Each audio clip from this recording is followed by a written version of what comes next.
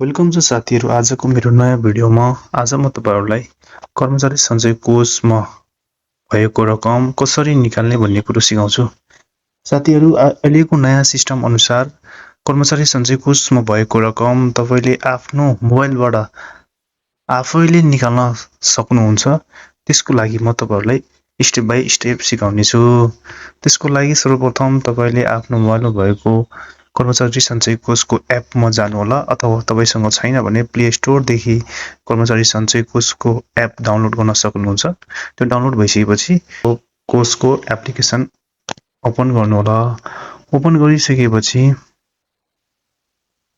यस्तो किसिमको इन्टरफेस आउँछ। यहाँ देख्न सक्नुहुन्छ युजर नेम र पासवर्ड भन्ने हुन्छ। युजर नेममा चाहिँ आफ्नो कर्मचारी सञ्चय कोष नम्बर हाल्नुहोला।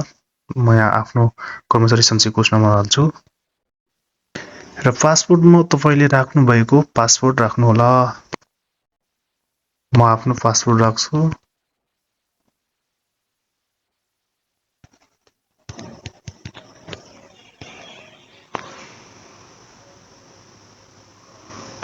यसरी युजर नेम र पासवर्ड राखिसकेपछि तपाईको एकाउन्ट खुल्छ।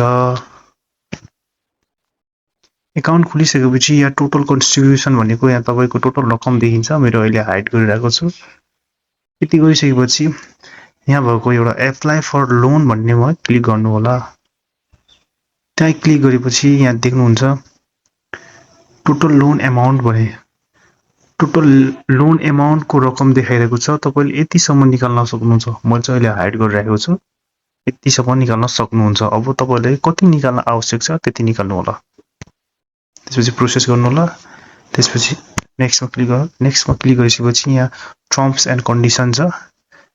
यो सबै पढेर यहाँ I agree to the terms and कन्डिसनमा क्लिक गर्नु होला। त्यो क्लिक गरिसकेपछि नेक्स्टमा क्लिक गर्नु होला।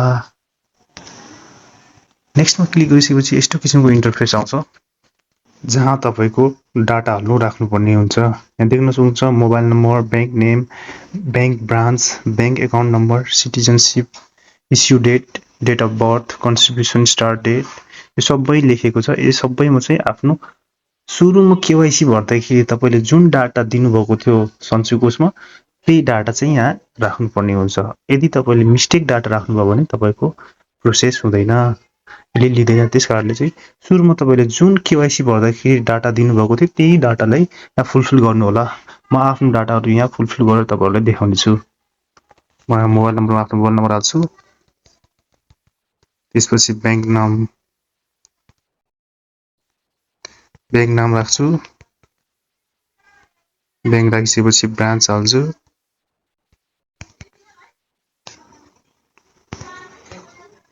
त्यसपछि आएर यहाँ एकाउन्ट नम्बर हाल्छु।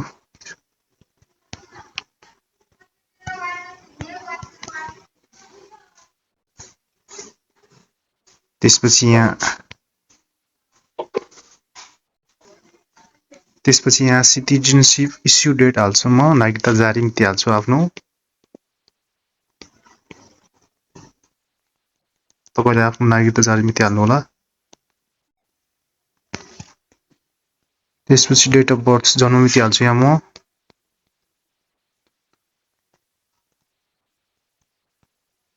त्यसपछि आएर कन्ट्रिब्युसन स्टार्ट डेट, तपाईले कहिलेदेखि सञ्चय कोषमा पैसा जम्मा गर्न सुरु भएको त्यो डेट चाहिँ हाल्नुपर्ने हुन्छ। अर्थात् सरकारी कर्मचारी हुनुहुन्छ भनेदेखि कहिले तपाईले जोइन गर्नुभएको हो त्यो डेट हाल्नुपर्ने हुन्छ। म यहाँ आफ्नो डेट हाल्छु। यति हालिसकेपछि नेक्स्टमा क्लिक गर्नु होला। नेक्स्टमा क्लिक गरिसकेपछि अफिसियल इन्फर्मेसनमा देखाउँछ। यहाँ अफिसियल इन्फर्मेसनमा अथोराइज पर्सन नेम र मोबाइल नम्बर अनि अफिस कोड तीनटा अप्सनहरु हुन्छ। अथोराइज पर्सन भनेको चाहिँ तपाईको अफिसको एकाउन्टेन्ट अथवा चीफ को हुनुहुन्छ, उहाँले चाहिँ अथोराइज राखेको हुन्छ। उहाँको नाम हाल्नुपर्ने हुन्छ। त्यसपछि मोबाइल नम्बर भनेको उहाँको नै मोबाइल नम्बर हाल्नुपर्ने हुन्छ र अफिस कोड भनेको प्रत्येक अफिसको छुट्टा-छुट्टै कोड हुन्छ। त्यो कोड चाहिँ राख्नुपर्ने हुन्छ। यहाँ म चाहिँ अथोराइज पर्सनको नाम हाल्छु। म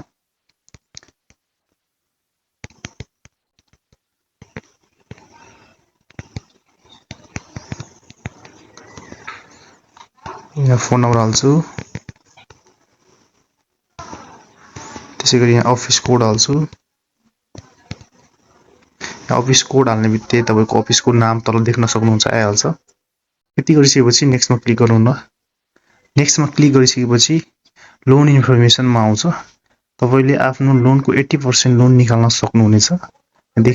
यहाँ देख्न सक्नुहुन्छ स्पेसल लोन 80% भनेर। अब तपाईँको टोटल पेएबल एमाउन्ट भनेको चाहिँ यतिसम्म तपाईँले निकाल्न सक्नुहुनेछ। यहाँ देख्न सक्नुहुन्छ समथिङ कति साथीहरू आफूलाई आवश्यक कति रकम आवश्यक छ त्यो रकम हालेर यहाँ निकाल्न सक्नुहुनेछ। यहाँ देखाएको भन्दा बढी रकम तपाईँले निकाल्न सक्नुहुन्न। यहाँ देखाएको भन्दा कम अथवा त्यही रकमसम्म तपाईँले निकाल्न सक्नुहुन्छ। मलाई आवश्यक गरेको रकम म राखेर एप्लाई गर्छु। यति रकम राखेर नेक्स्टमा क्लिक गर्नु होला। नेक्स्टमा क्लिक गरिसकेपछि यहाँ यस्तो किसिमको देखिन्छ जहाँ जेनेरेट ओटिपी लेखेको हुन्छ। यहाँ जेनेरेट ओटिपीमा क्लिक गरेपछि तपाईको मोबाइलमा 7 डिजिटको नम्बर आउँछ, जुन कोड चाहिँ तपाईले यहाँ राख्नुपर्ने हुन्छ। मैले चाहिँ यहाँ राखेर तपाईहरुलाई देखाउँछु। यहाँ राखेर नेक्स्ट गरिसकेपछि यहाँ देख्न सक्नुहुन्छ तपाईले प्रोसेस गर्नुभएको प्रक्रिया पुरा भइसकेको छ। अब तपाईको अफिसले चाहिँ एप्रुभ गर्नुपर्ने हुन्छ। अफिसले एप्रुभ गर्नको लागि एकाउन्टेन्ट अथवा अफिसको हेडले चाहिँ एप्रुभ गर्नुपर्ने हुन्छ। अफिसले एप्रुभ गरिसकेपछि सञ्चय कोषले एप्रुभ गर्छ र सञ्चय कोषले एप्रुभ गर्ने बित्तिकै तपाईको खातामा चाहिँ पैसा आउँछ। यसरी तपाईले घरमै बसेर सजिलैसँग मोबाइलबाट पैसा निकाल्न सक्नुहुन्छ।